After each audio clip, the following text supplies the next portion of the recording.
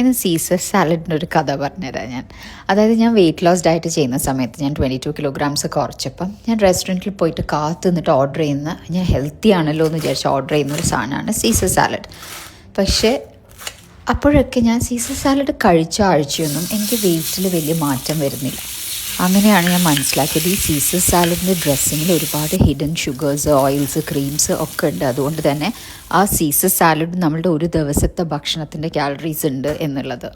അന്നത്തോടുകൂടി ഞാൻ സാലഡ്സ് പുറത്തുനിന്നും ഓർഡർ ചെയ്യുന്നത് നിർത്തിയിട്ട് ഞാൻ ബാലൻസ്ഡ് മീൽസ് തന്നെ ഓർഡർ ചെയ്യും. ചപ്പാത്തി, കറി, സാലഡ് അങ്ങനെ എന്തെങ്കിലും. നിങ്ങൾ ശ്രദ്ധിച്ചിട്ടുണ്ടോ എന്നറിയില്ല, പുറത്തുനിന്ന് നമ്മൾ സാലഡ്സ് കഴിക്കുമ്പോൾ എപ്പോഴും ഭയങ്കര ടേസ്റ്റാണ്. അതെന്തുകൊണ്ടാണെന്ന് വെച്ചാൽ ഈ നല്ല ഷുഗർ ഇടുന്നുണ്ട് പുറത്തത്തെ സാലഡ്സിന്. അതോടൊപ്പം ഹിഡനായിട്ട് ക്രീംസും ഓയിൽസും ഒക്കെ ഉണ്ട് അതിൽ. പക്ഷെ ഞാൻ ഇന്നിവിടെ ഷെയർ ചെയ്യുന്ന റെസിപ്പി ഏകദേശം very similar to the ones that we get in restaurant, but with clean ingredients. എനിക്ക് ഭയങ്കര ഈസി ആയിട്ട് പ്രിപ്പയർ ചെയ്യാൻ പറ്റുന്നതും പിന്നെ നല്ല അത്യാവശ്യം ഫില്ലിംഗ് ആണ്. പിന്നെ സാലഡ് മാത്രമായിട്ട് കഴിക്കാൻ പറ്റുന്ന ഒരേ ഒരു സാലഡാണിത്.